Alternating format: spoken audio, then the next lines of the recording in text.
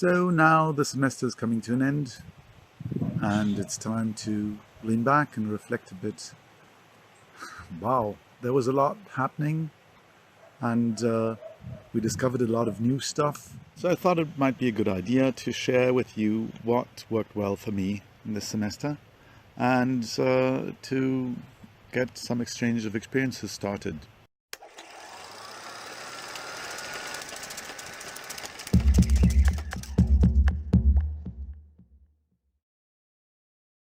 First, I want to cover a bit how we can try to get students more engaged in our sessions and how to make their experience more interesting. Second, I want to talk about how we work in the sessions, how we find different formats of interaction with students. And third, I want to talk about questions of pre-recording content and things we can do there. When we think about how to get students more engaged in interactions, then one of the ground rules that I found out apply is that the smaller the group, the higher the probability of actual interaction and student engagement. So one of the things that I thought about is how to get smaller groups even when the seminar was rather big. So one of the things that you can do is to organize breakout groups. Now in Zoom that's easy because there's a function for that.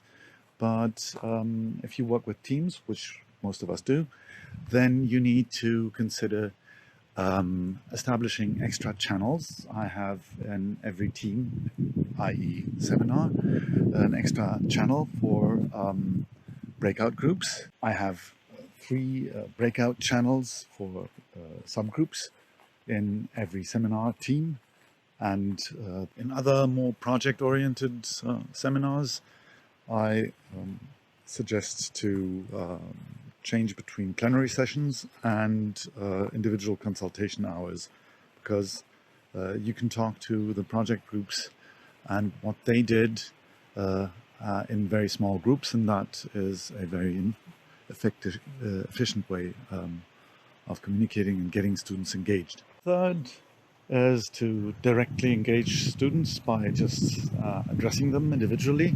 and asking them to contribute.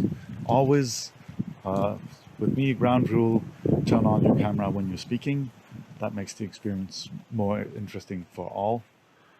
And also they have a bit of a sense of actual presence in class. And for these ways of addressing students individually and engaging them in the chat, I find it useful to have a second or even third device active during class, so that you have one screen where you have the ongoing seminar, whether it's a presentation or somebody talking, and you have a second device, say your tablet, where you can always see what's going on in the chat, and maybe a third one to have a constant perspective on the students present. Because otherwise it's a bit confusing to be clicking here and there and to try to get oriented in that while you're trying to focus on the content. That's kind of messy, but using several devices makes it very easy for you to see what's going on. And when you see something popping up in the chat on your tablet while you're generally watching the screen of your computer, that is quite doable for me, at least. It makes sense to divide up your sessions. If they're 150 minutes, that's a long time. So you might want to have 40-minute session, then 10 minutes break, and then repeat that 3 times. You also get 150 minutes. And that's a tip that Franziska Deutsch told me works very well for her. In general, I think it's a good idea to take breaks because it's difficult to focus so long on merely a screen. One of the ways of having shorter online presence sessions is to have a larger share of pre-recorded content. So I have very good experience with pre-recording slides with comments or other formats, and we'll talk about that separately, and then focus on discussing the content with students in class. But as the students have invested their time in watching the video or whatever the format is previously, I then shorten the time of the session. I have also made very positive experience with getting students to produce their own pre-recorded content and encouraging them to be creative and using different formats of media. I was quite positively surprised to see how active students got when they had freedom to create their own content and to also have some choice in what they want to do and how they want to do it. This activates them tremendously, and I've found that this is a very strong factor of encouraging students to engage. Students created their own websites, they started blogs, they started a podcast, and also used Instagram, which was very successful in getting a lot of scientific literature per texts of students, but a bit problematic in terms of coherence. Web pages are really good for group work in terms of getting students to individually work on single projects that then somehow shape a common project. A very pleasant surprise for me was that some students really love doing animations and are quite good at it, and they really helped me also prepare materials for class that are really interesting to watch. And I recommend asking around whether some of your students would like to or be able to do something like that, and they could actually participate in your preparation of materials for class. One idea of also a bit of community building and getting students engaged, but that is just also a good idea of how to get students to read, is to have students read out next week's reading and record that for the others. I did the start and did the first recording. I call that Reader's Corner, and then other students followed and did a really good job of that, and it's quite fun for students to be able to cook and do their reading. Now, when we talk about work in sessions, I find it important to distinguish between different forms of communication or interaction with students. I differentiate the I lecture you format, and understand it's different from the let me explain this format, or the let's work on this together format, the we discuss something concept, and now you talk or now you discuss. And I think every format should have its own form, and it makes sense to think about how you maybe want to differentiate that. For example, the I lecture you is something that you might want to do standing and a bit further away. Maybe with books in the background is something that automatically happens because we all have a lot of books.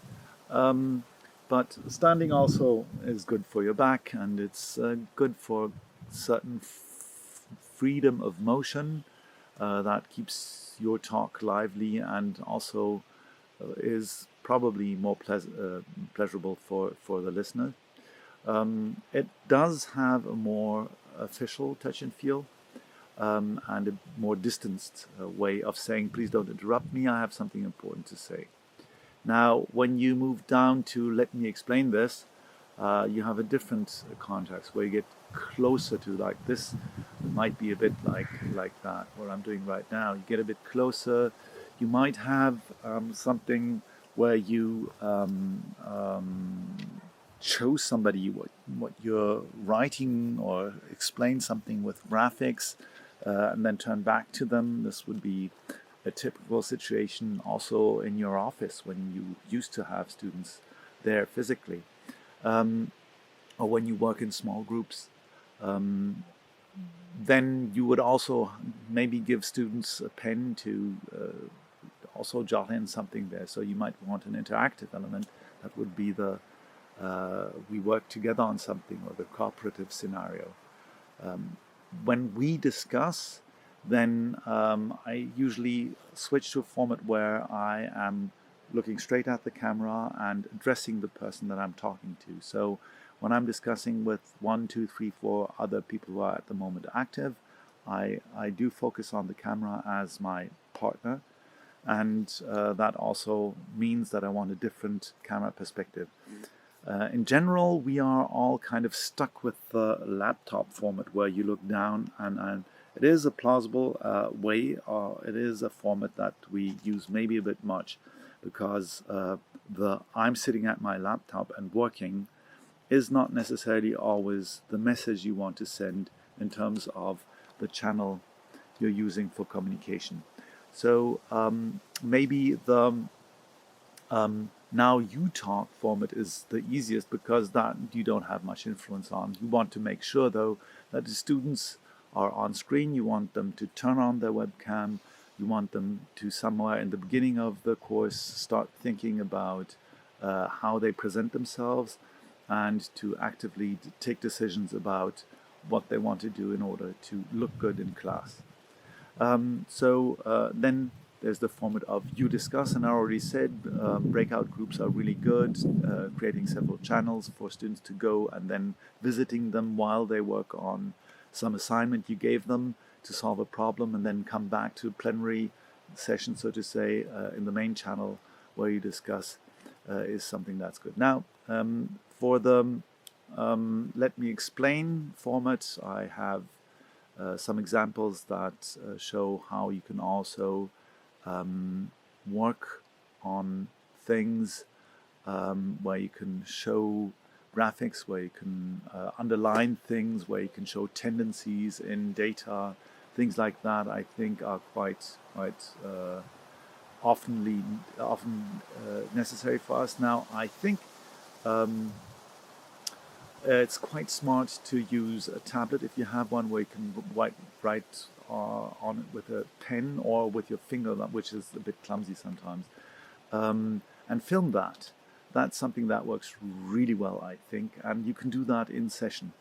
Another way of presenting something could be that you sit in front of your screen, and if you have a big TV, like a, let's say, 55 or more inch TV, then you can use that as a monitor and attach a computer to that where you have your presentation running, show that and sit in front of that and talk to your students while you do your presentation. Now, other than filming your second device, like your tablet or similar, and while you're writing on it, you can also film yourself in front of a whiteboard. That works quite well, and it allows you to stand and is a more interactive form.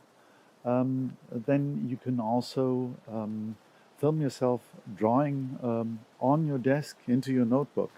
That has something quite charming sometimes, because it has a bit of an intimate feel of being close to what your prof is trying to show you.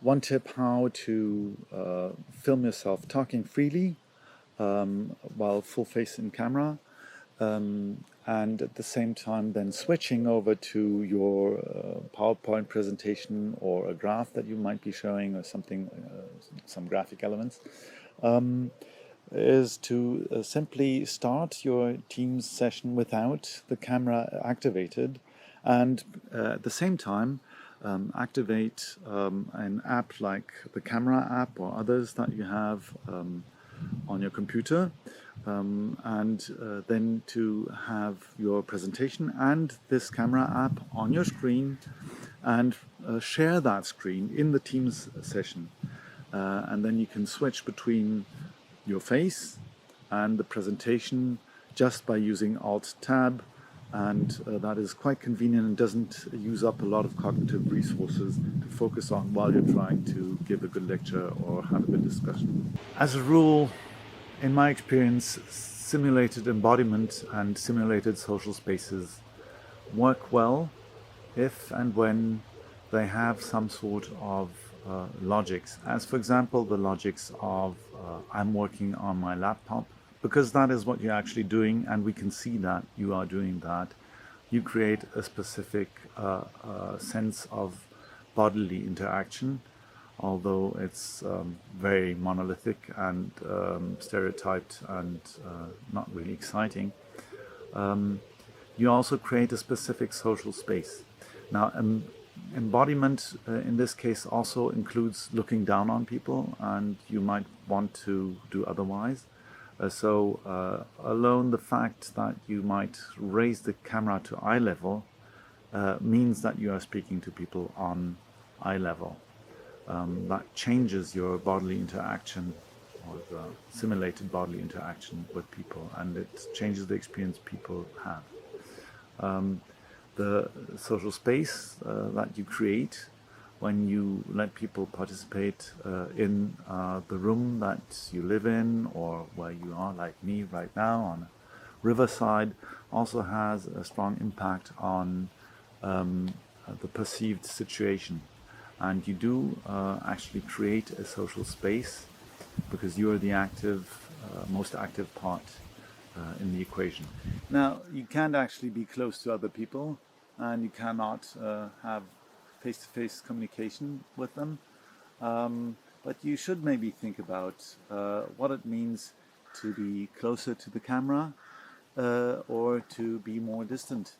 And this also can be a question of your focal length that you're using. What does that say to students? What do you want to convey to them in terms of closeness or being far away? Now, when you pre-record, you obviously have greater freedom, and you can do different things that are not so bound in space and time as when you're actually giving a lecture or in a session. One of the reasons why it makes sense to pre-record not only on PowerPoint and with your webcam is that you get out and that you can get a bit of fresh air and be in a nice surrounding like me now in my garden office. One of the things you can do by pre-recording is to do a walk and talk. So if you have a camera and you have one on your smartphone most probably, then you can do what I'm doing right now. You just take your camera along and record while you walk, and that already gives a more rich experience that might be distracting at times, might be logical. I found it surprisingly easy to integrate graphics and other elements in post-production of your video. So if you have, there's lots of free software for editing, like OpenShot. There's some that is really cheap, like VideoPad, and I'll leave links again in the description. But the main thing is, in all of these programs, it's really easy to, for example, copy in the cover of a book you're talking about. And that gives students a closer look at the literature they're supposed to work with, and somewhat an idea of there is this actual book and you could actually read it. That gets it closer to them, in my opinion. You can also do that with PDFs, so you can take a screenshot from the front page of the article that you're talking about, and then just place that right beside your face or whatever the central object of your video is while you're talking about that specific article. And I think that's kind of a good language, but there's all sorts of things you can do in terms of how to cite. You can also just have a small short form of quotation somewhere in the corner. I do that in presentations, I do that in videos too. In general, we need to develop a language of showing what we're working with in terms of citations and literature.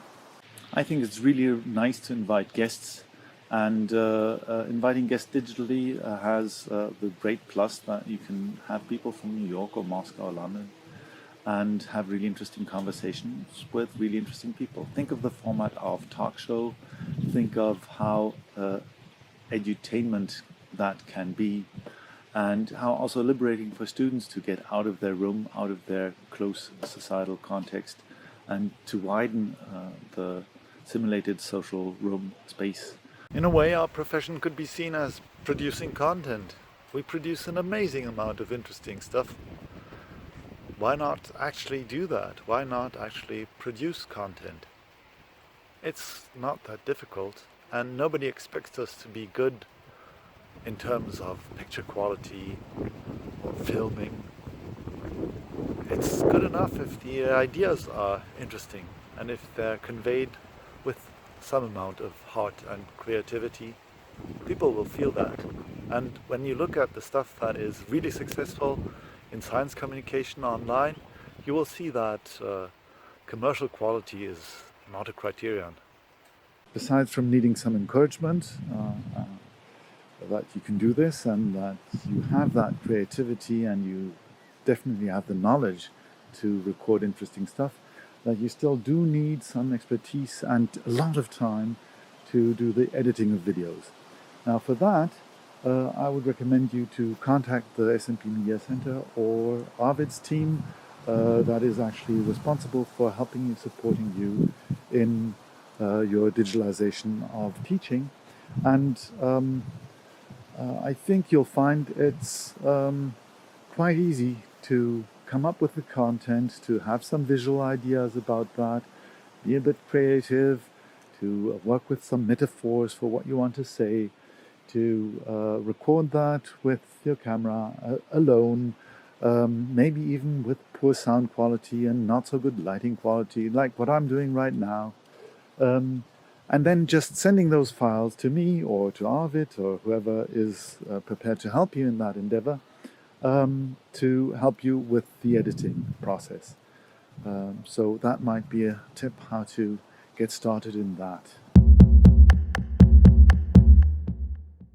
Maybe the rule that I've observed with students, that allowing for creativity actually is very productive and makes them work better academically, applies to us too.